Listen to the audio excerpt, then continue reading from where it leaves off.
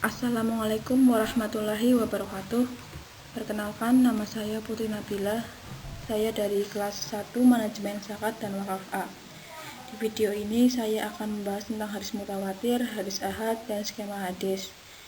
Video ini saya buat untuk memenuhi tugas mata kuliah Ulumul Hadis.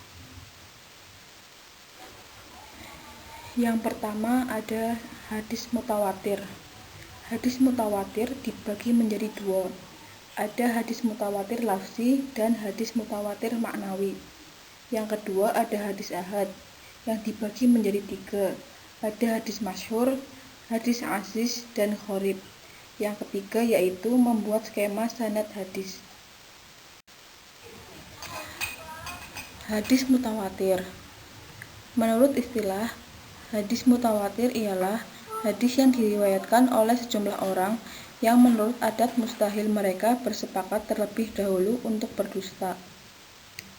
Adapun syarat-syarat hadis mutawatir. Yang pertama, pewartaan yang disampaikan oleh rawi-rawi harus berdasarkan tanggapan panca indera. Yang kedua, jumlah rawi-rawinya harus mencapai suatu ketentuan yang tidak memungkinkan mereka bersepakat untuk berbohong.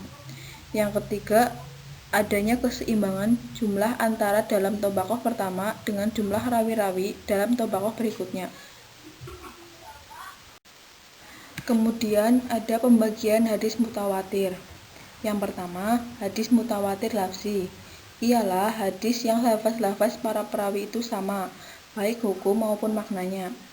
Kemudian ada hadis mutawatir maknawi, yaitu hadis yang lafaz dan maknanya berlainan tetapi maknanya sama secara umum.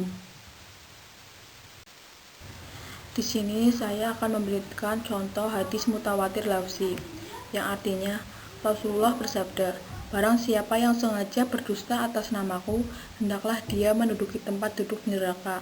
Hadis riwayat Bukhari. Adapun contoh hadis mutawatir maknawi, yang artinya Nabi Shallallahu Alaihi Wasallam tidak mengangkat kedua tangannya dalam doa-doa beliau, kecuali dalam sholat istiqo, dan beliau mengangkat tangannya hingga tampak putih-putih kedua ketiaknya. Yang selanjutnya ada hadis ahad. Ahad jamak dari ahada. Menurut bahasa al-wahid yang berarti satu. Dengan demikian, hadis ahad adalah hadis yang diriwayatkan oleh satu orang.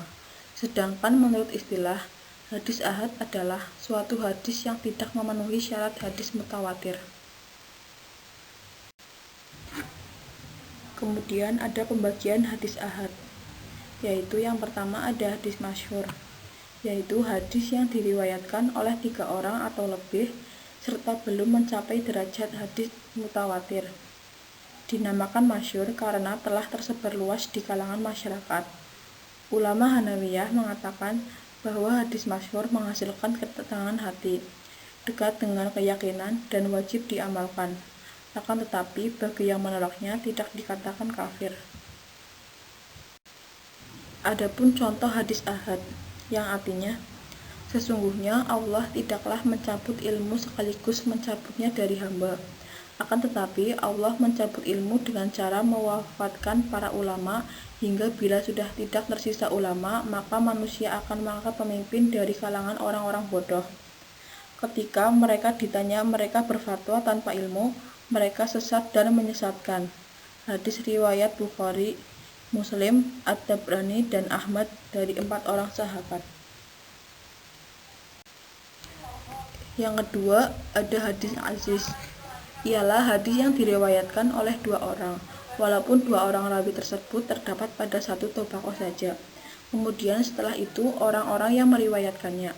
Hadis aziz menurut bahasa berarti hadis yang mulia, atau hadis yang kuat, atau hadis yang jarang, karena memang hadis aziz itu jarang adanya.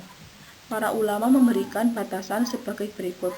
Hadis aziz adalah hadis yang diriwayatkan oleh 2 orang rawi, kendati 2 rawi itu pada suatu tingkatan saja, dan setelah itu diriwayatkan oleh banyak rawi. Adapun contoh hadis aziz, yang artinya sesungguhnya Rasulullah Shallallahu Alaihi Wasallam bersabda, Tidaklah kalian beriman sampai aku menjadi yang paling ia cintai dari kedua orang tuanya, anaknya, dan sesama manusia. Hadis riwayat Bukhari dan Muslim. Yang ketiga, ada hadis gharib. Adalah hadis yang dalam sanadnya terdapat seorang yang menyendiri dalam meriwayatkan, di mana saja penyendirian dalam sanad itu sendiri. Ada juga yang menyatakan bahwa hadis yang diriwayatkan oleh seorang perawi yang menyendiri dalam meriwayatkan tanpa ada orang lain yang meriwayatkannya. Hadis gharib dibagi menjadi dua, yaitu yang pertama ada gharib mutlak dan gharib nisbi. Gharib mutlak yaitu hadis yang diriwayatkan oleh satu orang sahabat atau tabi'in secara sendirian. Kemudian gharib nisbi yaitu hadis yang diriwayatkan oleh orang selain sahabat dan tabi'in secara sendirian. Adapun contoh hadis gharib dalam sanad dan matan, sedangkan gharib atau penyendirian dalam sanad dan matan, seperti hadis yang menjelaskan tentang larangan untuk menjual dan menghibahkan wala, sebagaimana berikut ini, yang artinya dari Abdullah bin Dinar dari Ibnu Umar berkata, Rasulullah Shallallahu Alaihi Wasallam melarang menjual wala dan menghibahkannya. Dari hadis riwayat Ad-Darimi nomor 2459. Skema sanad hadis. Dari beberapa hadis yang telah ditemukan melalui kegiatan tahris al-hadis, penulis hanya mengambil satu sampel dari masing-masing periwayat untuk pembuatan skema sanad. Berikut uraian skema sanad hadis. Sekian materi yang dapat saya sampaikan, kurang lebihnya mohon maaf. Semoga apa yang saya sampaikan dapat bermanfaat. Terima kasih. Wassalamualaikum warahmatullahi wabarakatuh.